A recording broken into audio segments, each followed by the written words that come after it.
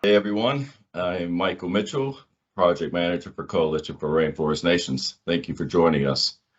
What you just watched was the video trailer of the Intergovernmental Panel on Climate Change, the IPCC, release of the Working Group 2 report on impacts, adaptation, and vulnerability.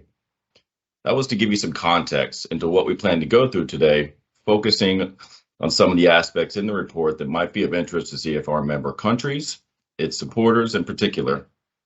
For those new viewers for us, CFR also offered last October a webinar on the report from Working Group 1 on the physical science basis of climate change, which was released on August 2021.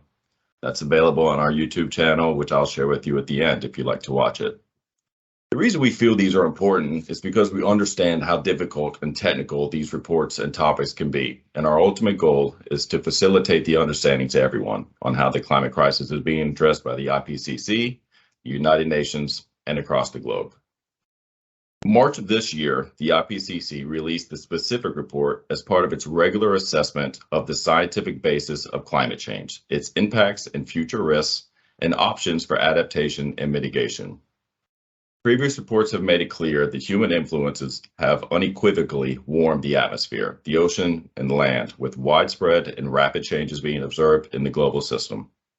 In addition, there is increasingly more evidence that some observed changes can be attributed to human-induced climate change, including extremes such as heat waves, heavy precipitation, droughts, and wildfires. As a result of these extreme events, widespread adverse impacts to people and nature have already been observed beyond natural climate variability. So what can be done to deal with the projected impacts and risks to natural and human systems? What makes regions more vulnerable to the impacts of climate change than others? And how can we ensure that adaptation measures are effective? These are some of the questions this webinar aims to address, with the hope that the findings of the report bring relevant information to support decision-making by governments, the private sector, businesses, and other stakeholders. Before we begin, I want you all to know that as part of us trying to communicate and clarify some of the findings in the report, you're welcome to ask questions at any time. Simply submit the questions in the chat, and we will address them at the appropriate time. Also, this webinar is being recorded, and a link will be given for access afterwards. Today we have with us Thelma Krug, who is the senior expert for the CFRN team and is presently one of the 3 vice chairs of the IPCC. Thelma, thanks again for joining us. Hi, Michael. It's very nice to be here with you in this Earth Day. and a pleasure to talk about the IPCC report. So first, tell us what exactly is this report? Well, this report is part of a regular assessment of the scientific, technical, and socioeconomic information relevant to the understanding of the impacts and future risks of climate change and how to adapt to them. The report focuses on solutions based on the assessment of 34,000 scientific publications by 270 authors who volunteered 4 years of their time to its development. So obviously it is not possible in a webinar to cover all the information and findings in the report, but I am sure that we can guide throughout to ensure it's relevant to all those interested in better understanding how climate change is already impacting nature and humans, and that solutions already exist to mitigate these impacts. So, of course, everyone benefits from knowing the findings in this report. It is, after all, the most fact-based and respected document on climate change, and is hopefully the reason everyone here is joining us, because you all want the facts on climate change. But who are the key stakeholders that need this type of information? The focus of the report is on solutions. Governments at all levels find the information on observed impacts and projected risks relevant for the development of policy instruments and measures to reduce the already occurring impacts and prepare to avoid or minimize future risks. So there is a positive tone of the report, indicating that climate change risks and impacts can be reduced within limits if humans and nature adapt to changes already occurring, such as the increase in the mean temperature, the changing patterns of precipitation, and decreased soil moisture. Another stakeholder that benefits from the findings in the report is the private sector, which can anticipate the risks of climate change to their business and integrate adaptation into their strategies and make investments in climate resilience technologies and services, for instance. But as you mentioned, the report is relevant to all, since it highlights the importance of fundamental changes in society, at the same time conserving, restoring, and safeguarding nature in order to meet the Paris Agreement and the Sustainable Development Goals. So being aware of this, it is hoped that everyone can be part of the solution. And what makes this report so crucial to the current climate crisis? Increasingly, we know that climate change is affecting nature, people, and infrastructure in every region of the world. So we also know that as global warming increases, extreme events will become more frequent and intense, causing more pervasive impacts, and in particular to the most vulnerable people and regions. So similar to the report on impact in 2014, this one covers global as well as regional topics, making it relevant to different stakeholders.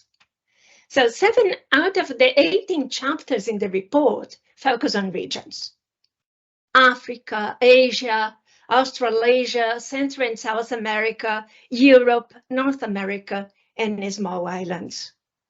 So to give a flavor about the contents in the 225 pages in the chapter for Africa, it highlights the new information assessed since the previous report. It explores the extent of climate change impacts across Africa and for the 5 African sub-regions shown in the slide, including on food systems, water, and health. And it also assesses the key risks, the adaptation options, and the research gaps. So the slide highlights some of the already observed impacts and provides projected risks under different levels of warming, which are also provided for all the other regions. But for example, this next slide from Central and South America chapter provides a synthesis of observed and projected impacts for main sectors, such as water, health, and terrestrial ecosystems individually for the 7 subregions defined for the region. And note that for the subregion at the northern part of South America, NSA, that encompasses the Amazonian forest, health is highlighted as one of the already observed impacts. An important relationship was found in the Brazilian Amazonia between the outbreak of infectious diseases and changes in climatic events such as droughts, floods, and heat waves, or with environmental events, including deforestation and habitat fragmentation. So these reports are known to be quite extensive. I think, for example, this report has more than 3,600 pages to it. So even though an hour may seem long for everyone watching here, summarizing it in that amount of time was actually quite a struggle, for sure.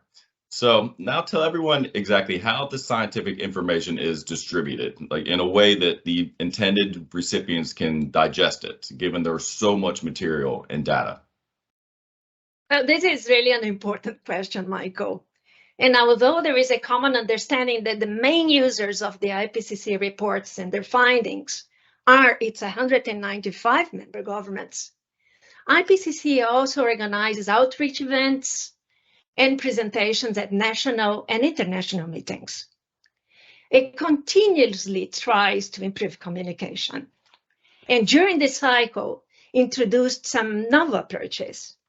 For instance, fact sheets have been prepared for every region, summarizing the most relevant pieces of information, as shown here for Asia, indicating the observed and projected climate change impacts on ecosystems, health, cities and settlements, water, cryosphere, food, energy, and migration.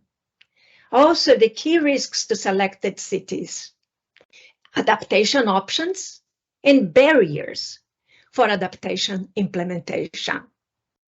Another important source of information is the Global to Regional Atlas included as an annex to the report, and which provides visual summaries of key findings, including, as shown in this slide, the projected changes in the mean temperature for warming levels of 1.5 degrees Celsius, 2 degrees Celsius, and 4 degrees Celsius relative to the observed mean temperature in the period 1995-2014.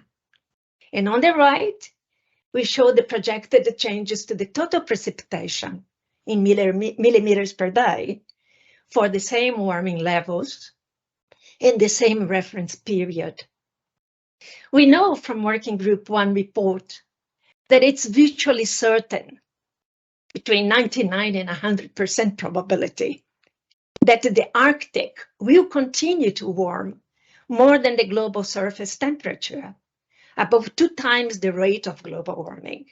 And this slide makes it clear that the reductions in the Arctic Sea, snow cover, and permafrost, for instance, have a direct relation to increasing global warming.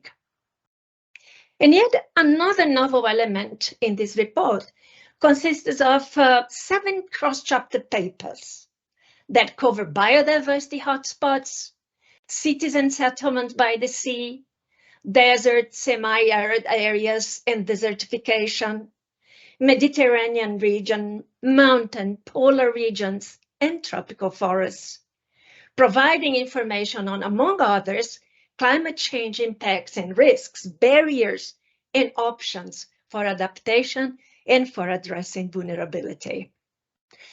These materials certainly help to make the complex scientific information in the report more palatable through the use of visual tools and cross-cutting papers that are more targeted on specific sectors such as forests, biodiversity spots, and cities. That definitely helps with the visuals there. So CFN's core initiative is the protection of rainforest, especially through the implementation of REDD+, reducing emissions from deforestation and forest degradation. Since you mentioned this cross-chapter paper on tropical forests, talk to us about how REDD+ is addressed in the report. Sure, Michael, let's see. There are some references to REDD+ in the report. One of them relates to the co-benefits of maintaining intact forest ecosystems, including the improved air quality, water and soil conservation. Another, based on a review article of readiness documents, concluded that the proposed policy interventions indicated in the document to reduce deforestation largely missed addressing the identified deforestation drivers, particularly agriculture. And finally, another reference recognizes that although there has been significant improvements in forest monitoring using high-quality remotely sensed data by many developing countries, this improved monitoring did not translate into forest governance effectiveness. Let's now discuss how tropical rainforests are impacted by climate change. Well, forests are impacted by climate change in many ways. Climate change affects tropical forests through warming and increased occurrence of extreme events such as droughts and heat waves, as well as through more frequent fires that increase tree mortality and reduce tree growth, limiting the forest to regenerate. However, there are other non-climate stressors that make the forests less resilient, more exposed, and more vulnerable to these climate hazards, including deforestation, forest degradation, and fragmentation, and also loss of biodiversity. And as temperature increases, more extreme events such as intense storms, droughts, and wildfires are expected to have structural and functional impacts on tropical trees, including on their growth, mortality and regeneration, increased fire risk, and increased vulnerability.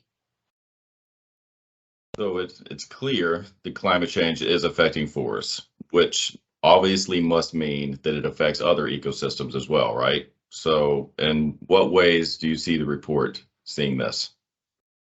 Well, climate change obviously is not impacting only forests, but also other ecosystems, such as fresh water in the ocean, as well as human systems, and this is all over the world.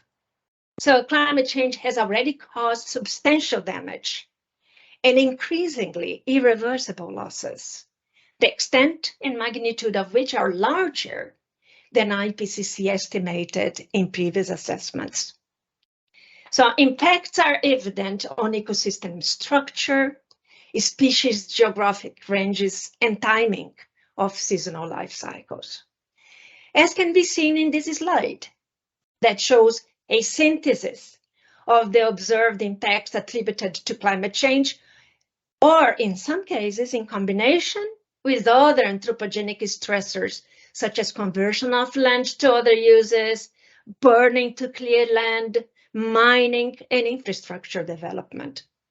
In this slide, if we focus on the terrestrial ecosystems, we see that with high confidence, changes have been observed in most regions, including changes in ecosystem structure and in species range shifts. These are but some examples that everyone can explore more in the report. And what does the report indicate in relation to how tropical forests become more resilient to climate change and how they cope with these types of hazardous events and disturbances? Well, Michael, resilience in the literature can have a range of meanings. But in the IPCC report, and broadly contextualizing resilience specifically to forests. It means the ability of these ecosystems to cope with hazardous events or disturbances, maintaining their essential functions, identity, and structure. So this can be achieved through adaptation, but only if in combination with other non-climate drivers, by reducing the direct and indirect drivers of deforestation and forest degradation, for instance. So large-scale deforestation already has many impacts on its own on forests, generally reducing rainfall and enhancing temperature, thus aggravating the risk for fire and leading to reduced forest resilience. But effective, sustainable, and just strategies to increase the resilience of tropical forests need also to consider the complex political, social, and economic priorities involved, including the priorities of indigenous peoples and local communities.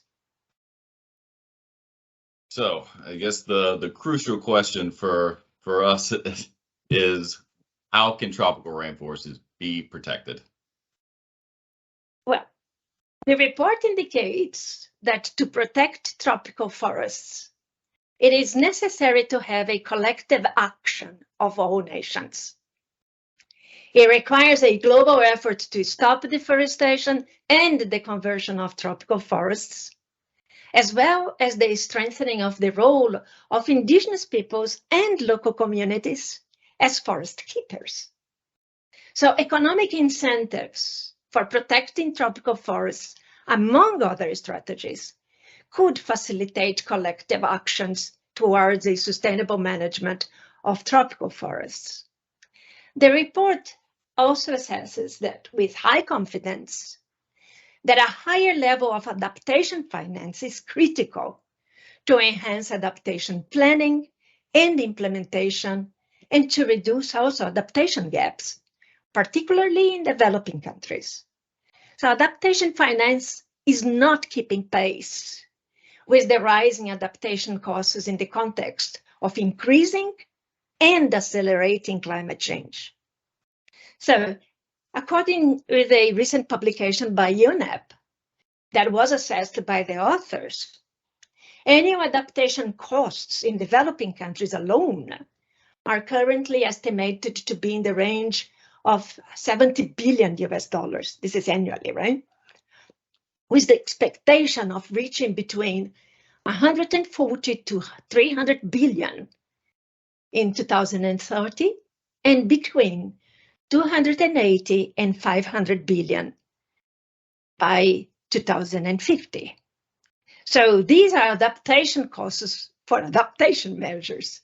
And it cannot be forgotten that financing for the implementation of mitigation activities will also require financing from diverse sources.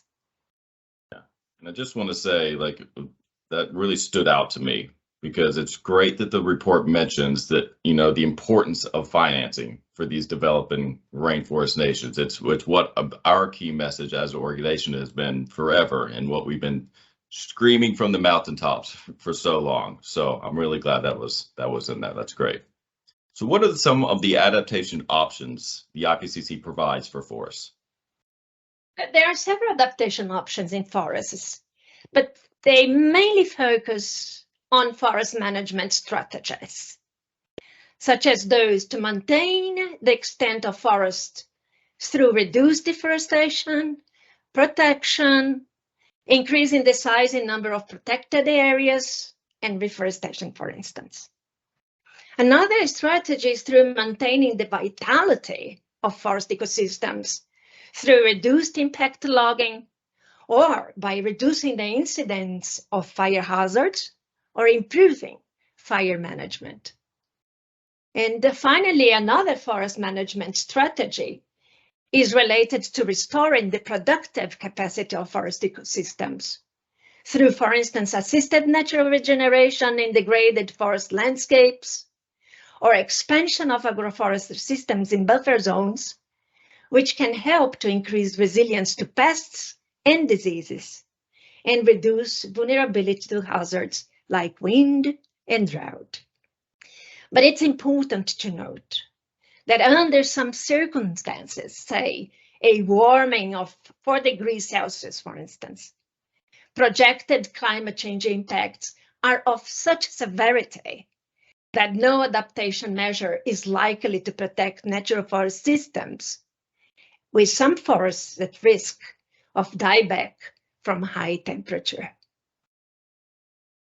Really need to aim for that 1.5 degrees Celsius goal and stay there. Are any of these options currently being implemented? Yeah, there are many adaptation options being implemented, but it's important also to note that adaptation options vary among regions and also by forest types. And again, there are significant differences in socioeconomic conditions within the forest sector. But to give you some examples of already implemented options, some countries and private companies have already made large investments in forest genetic research to improve disease resistance of several tree species. Also, efforts have been made on forest restoration using a diverse mix of native species that, if adequately implemented, can also improve the capacity of forest systems to respond to future climate stressors. These are just a couple of examples. Great, thank you. Let's change a bit here. We hear about ecosystem-based adaptation and nature-based solutions. Does the report address these as adaptation options? Yeah, it does, and also recognizes that ecosystem-based adaptation, EBA, can deliver climate change adaptation for people with multiple additional benefits, including biodiversity. So there is increasing evidence that climatic risks to people, including floods, drought, fire, and overheating, can be lowered by a range of EBA techniques in urban and rural areas, for instance. Some EBA and nature-based solutions, NBS, have mitigation co-benefits, including the protection and restoration of forests and other high carbon ecosystems, but have not been widely implemented. But I would like to highlight 2 elements to be noted.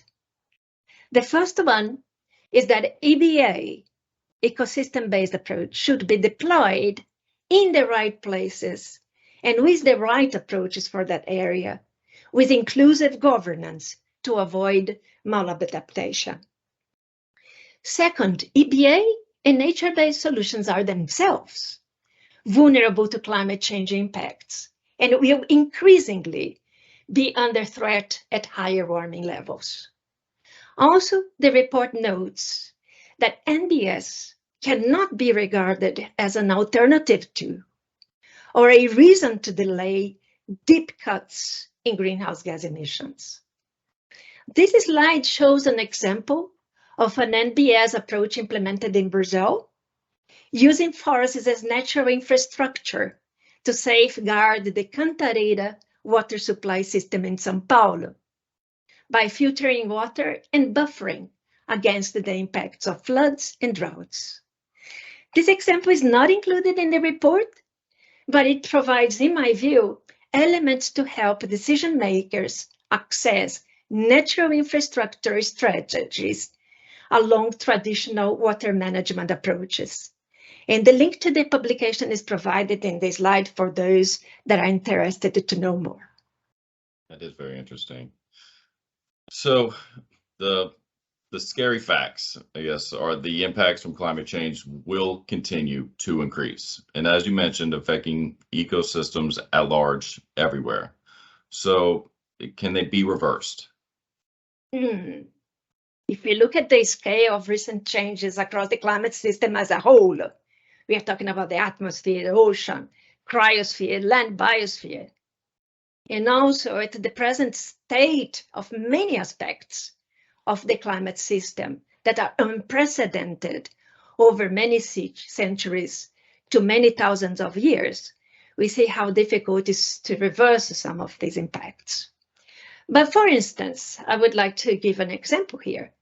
The global mean sea level has risen faster since 1900 than over any preceding century in at least the last 3,000 years. And it would take several centuries to millennia for global mean sea level to reverse course, even under very large mitigation efforts. So the message is very clear that drastic greenhouse gas emission reductions are required now to avoid further global warming and its perverse impacts on ecosystems and people around the world that would then not need to reverse so many of the impacts that it's already causing. That's incredible. What are some more of the projected risks as global warming increases? Well, as you say, the risks are projected and depend on future warming levels as well as on the location. So risks are projected to affect all sectors and people. And I have selected a few slides, in particular also from the Atlas, to illustrate how risks increase with increased global warming. For instance, the maps on the left in this slide show the regional distribution of projected losses for areas of high importance for terrestrial biodiversity conservation at different warming levels. From the present, we are about or around 1 degree Celsius warming, 1.1. At 1.5 degrees Celsius, 2 degrees Celsius, and 3 degrees Celsius. The losses vary from very low to very high, as indicated by the colors. Purple characterizing very high loss, between 80 to 100%. The maps at the right show the changes indicated by the proportion of species, and around 120,000 species have been modeled, for which the climate is projected to become unsuitable across their current distribution for 1.5 degrees Celsius, 2 degrees Celsius, 3 degrees, and 4 degrees. So the darker the colors, the larger the percentage of biodiversity loss in terrestrial and freshwater ecosystems. The red color indicating a loss between 75 and 100%. Wow. And then with the ongoing global warming, Michael, it's important to see that by mid-century, more than 1 billion people living in low-lying coastal cities and settlements globally are projected to be at risk from coastal-specific climate hazards. So the slide shows on the left the population living in small islands that may be exposed to coastal inundation. And on the right, the effect of sea level rise on extreme sea level events at coastal locations. Many of those will be forced to move to higher ground, which will increase the competition for land and the probability of conflict. But due to projected global mean sea level rise, local sea levels that historically occurred once per century are projected to become at least annual events at most locations during the 21st century. The height of these centennial events varies widely, and depending on the level of exposure, can already cause severe impacts. And finally, the maps in this slide indicate the historical and projected number of days in a year in which conditions of air temperature and humidity surpass a common threshold beyond which conditions turn deadly and pose a risk of death. So these projections are presented for years 2050 and 2100 for 3 representative emission scenarios assessed by Working Group 2 authors, and that are related to different levels of warming. Well, disturbing images there, but it's very interesting to see. So let's move now to how climate change contributes to water insecurity. Well, water insecurity is an issue of global concern, and even today, roughly half of the world's population experience severe water scarcity for at least some part of the year due to climatic and non-climatic drivers. So climate change has already had diverse adverse impacts on water security.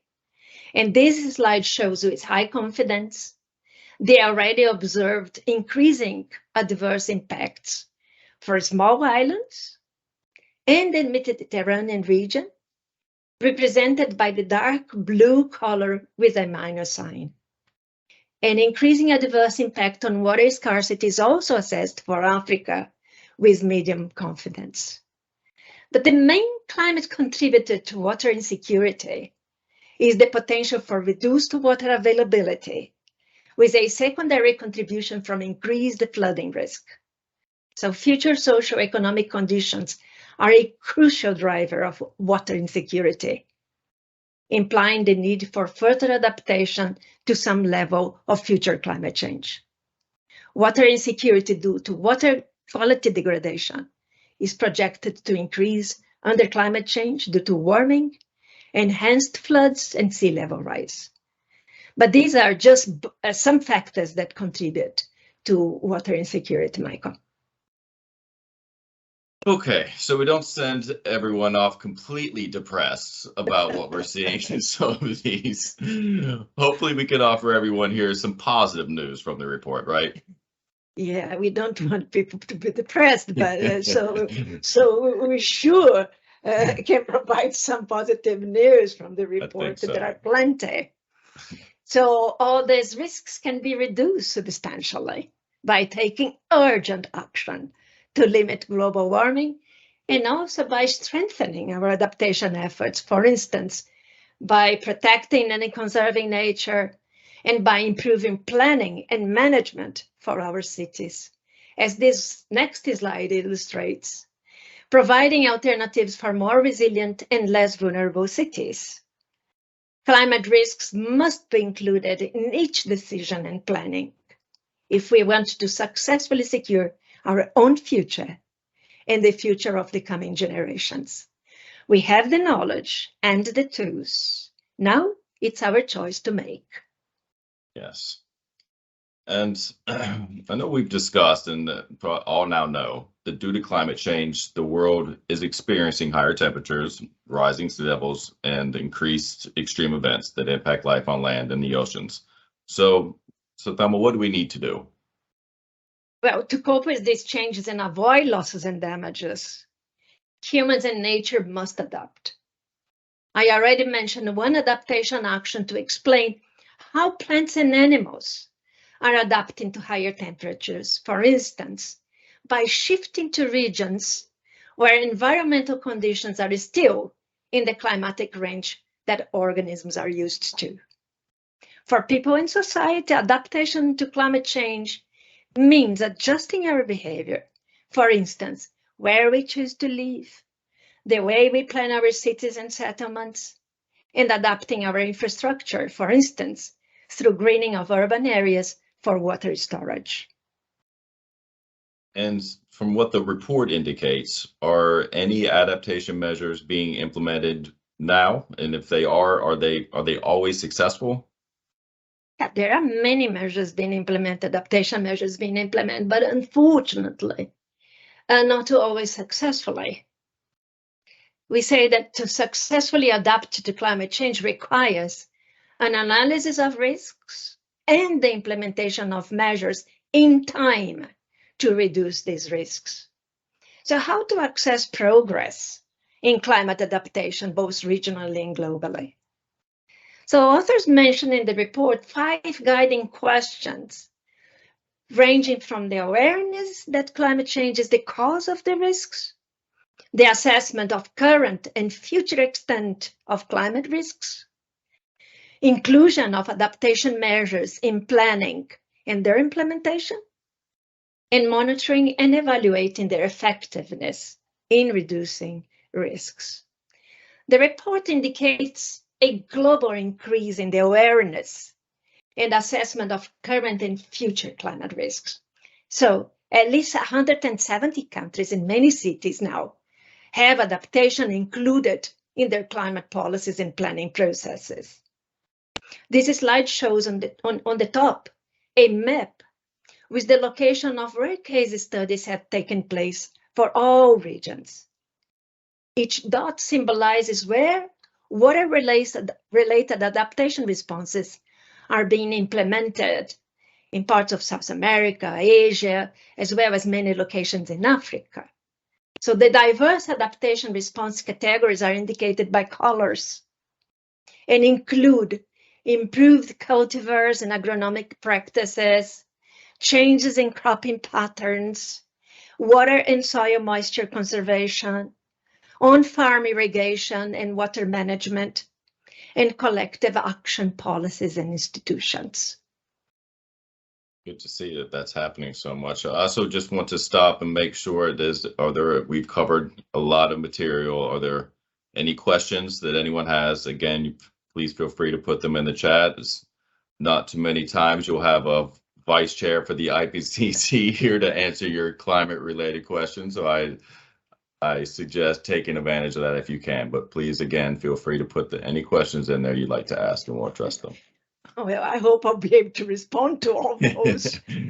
So for the efforts that you talked about, have they been sufficient to reduce risk of climate change that we just saw in that picture? Let's see. So if we consider the rate and the scope of climate change impacts, the actions on assessing and communicating risks, as well as on implementing adaptation, these are all insufficient. For instance, current adaptation response across sectors and regions have focused on minor modification to usual practice and measures for dealing with extreme weather events, and normally allowing only small reductions of the risks that may suffice in the short term, but not the long-term risks, which may require transformative changes. So in summary, there is progress, but not sufficient.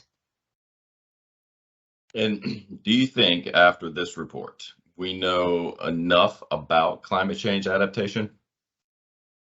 There's a lot of information in the report that have been assessed, but there are still some gaps in our understanding of climate change adaptation. For instance, how much of the climate risk has been reduced as a result of adaptation actions? Another, have unintended consequences or side effects of adaptation actions been observed that caused more harm than good? And we normally refer to this as maladaptation, unintended consequences of the implementation of adaptation measures or some adaptation measures. So there is increasing reporting of maladaptation globally, and particularly in the context of agricultural, forestry, and fishery practices, and also some infrastructure-based intervention, such as the one shown in this slide. To give some examples of maladaptation, agroforest, for instance, which is included in the report as an adaptation measure, can result in maladaptation where trees are combined with crops in livestock and have a higher demand for water.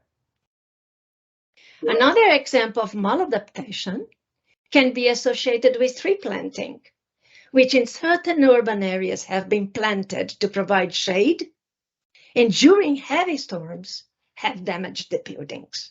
So this is just, a couple of examples just to illustrate what we mean by maladaptation. So a lot of planning needs to be taken. So complementing your question also, Michael, there are also substantial gaps in adaptation implementation, especially among populations with lower income. And at the current rate of planning, and implementation, these adaptation gaps will continue to grow.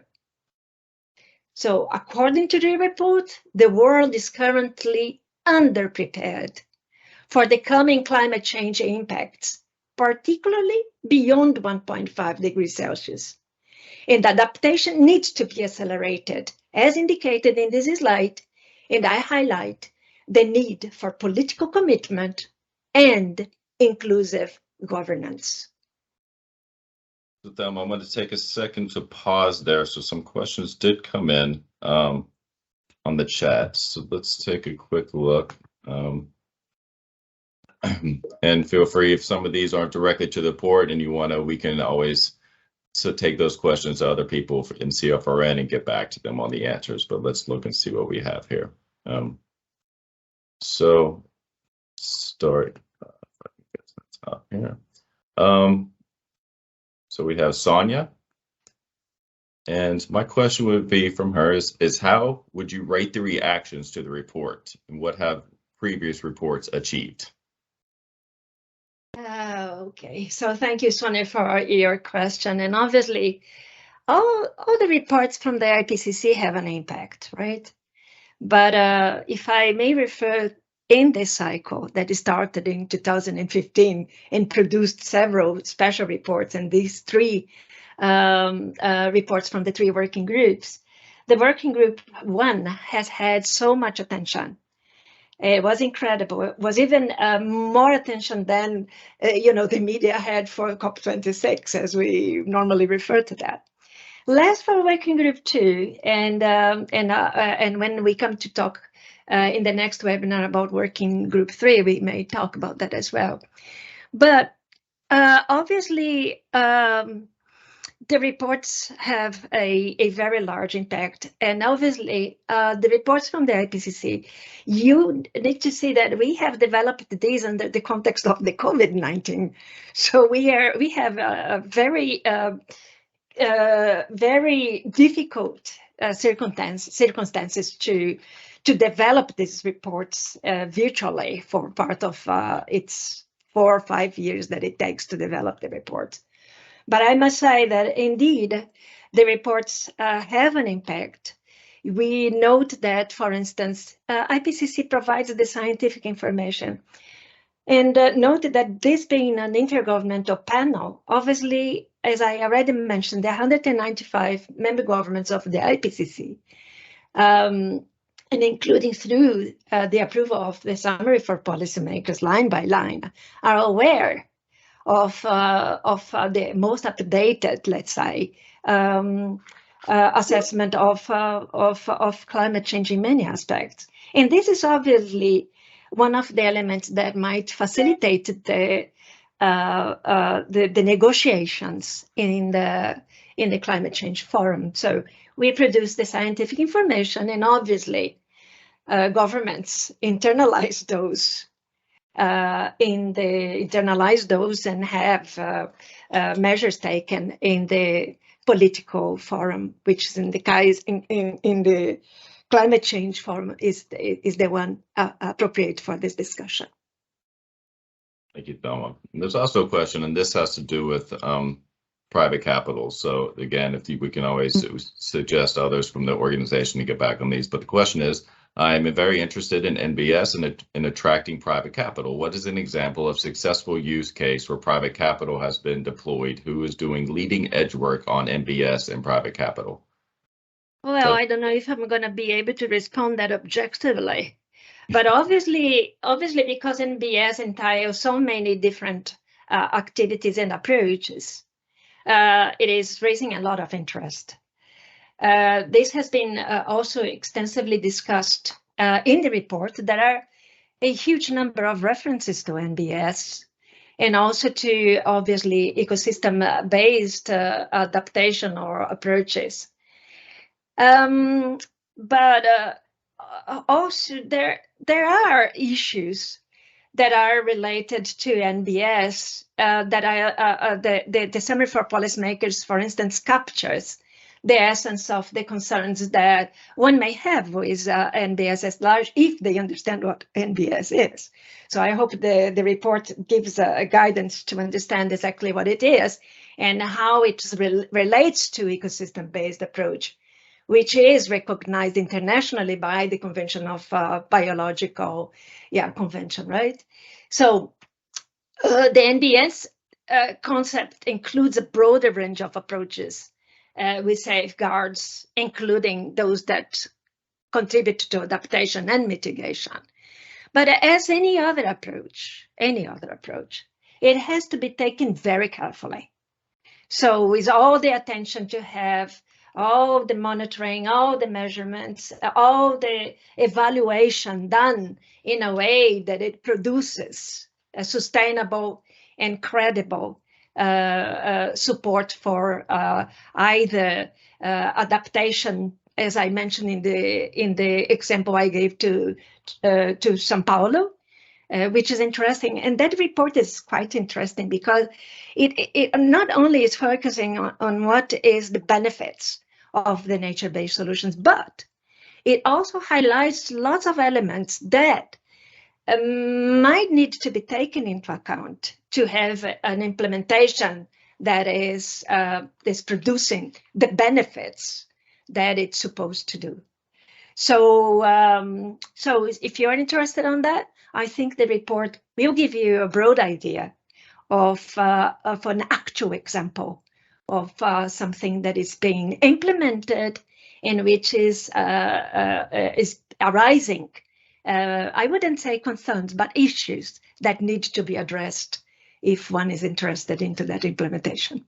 I hope it helps. And obviously, private sector investments on initiatives such as these are always welcome. We need financing to the huge adaptation measures that need to be implementation, as well as mitigation, as we will see in the next webinar. There's a couple of questions, but let's finish up here first, and then we can address those towards the end. So going back, are there limitations or barriers that constrain the availability of these adaptation options? Yes, and then here you can see limitations faced by people in the natural world. And obviously all this is very much linked to the level of warming.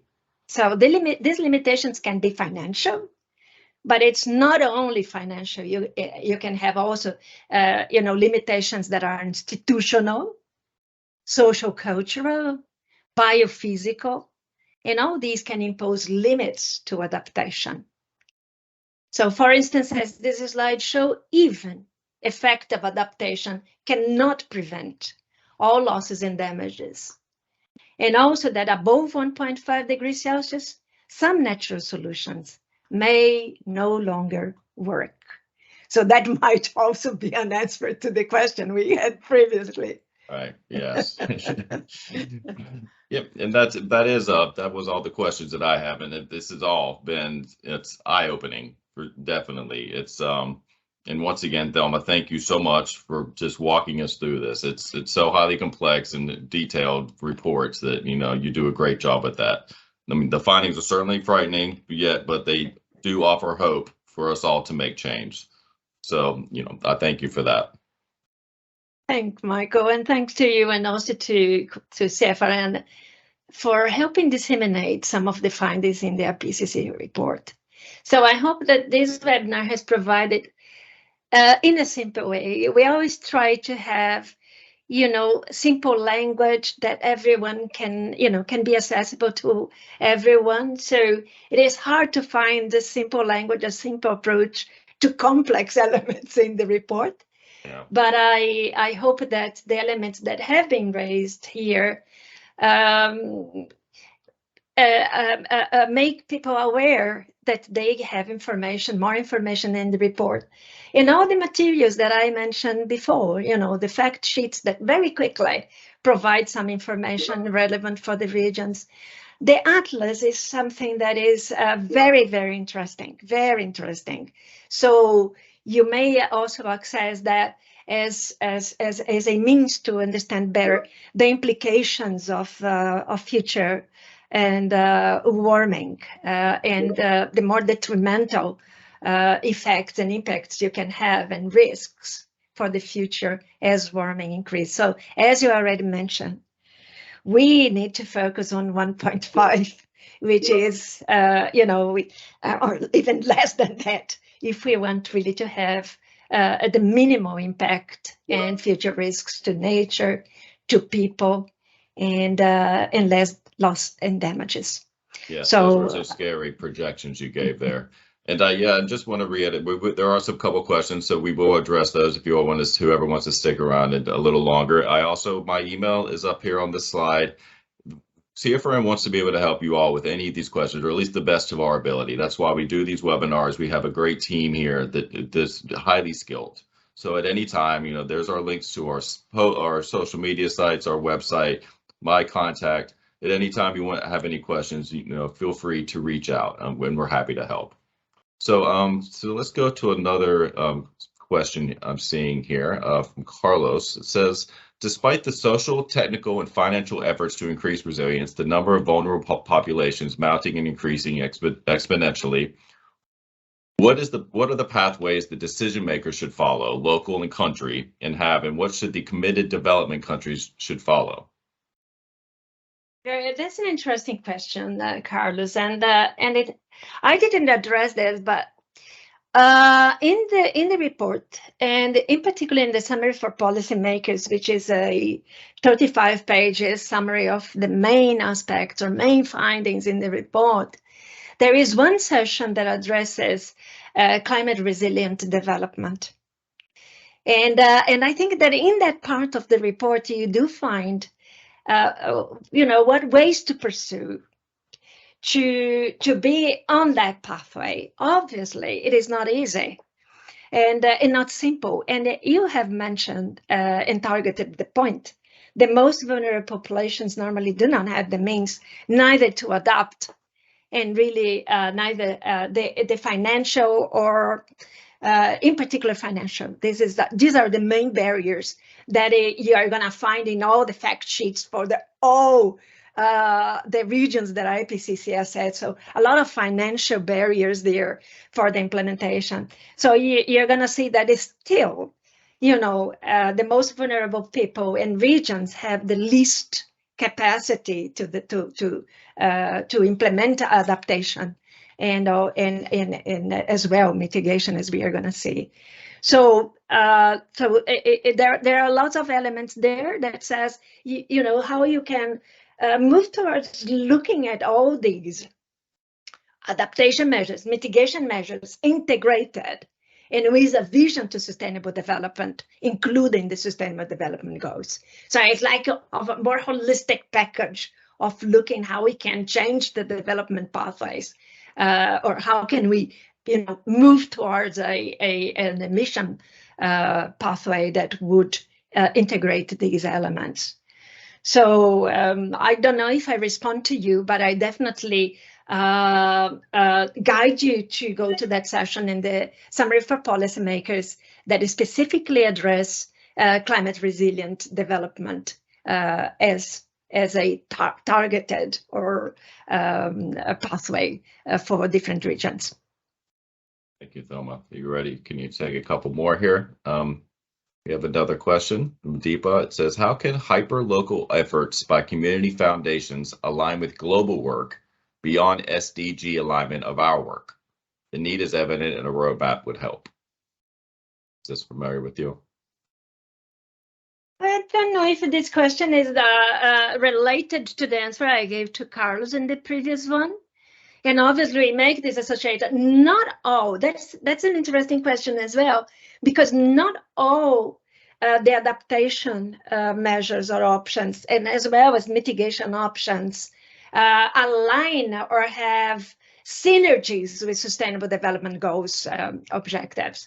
So this is why it's important also that regionally, locally even, I would say locally, because that's where some of these options will be implemented, need to take into account that there are trade-offs between the implementation of adaptation and mitigation options, including in relation to SDGs. So some of these are quite related. Let me see if I could give a good example of this. Let's see. There are so many when we are talking about sustainable development goals in relation to hunger, in relation to many things. So in relation to energy, in relation to water, there are so many SDGs that are related to these options. I would say that we have in the report all these very broadly, mitigation actions, adaptation actions, and their mapping into the sustainable development goals. But as I say, the report cannot go deep enough to go into the local elements or the local trade-offs and synergies that you have.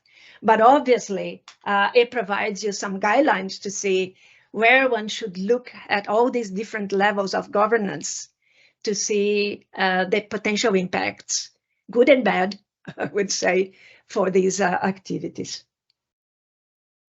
Thank you, Thomas. So good. There's a few people here, several people here that wanted to know if we can share the presentation. So I'm happy to do that. Again, my email is here, michael@cfrn.org, if you're interested in these materials, or if you want any other documents or any other questions, again, always feel free to reach out to us. So Thelma, once again, thank you so much. It's so good to have somebody on the IPCC here that knows so much to really guide us through this. Again, you've always been so helpful. I'm looking forward to part 2, which will take place next month, and you will all receive information on that, and we'll see you then.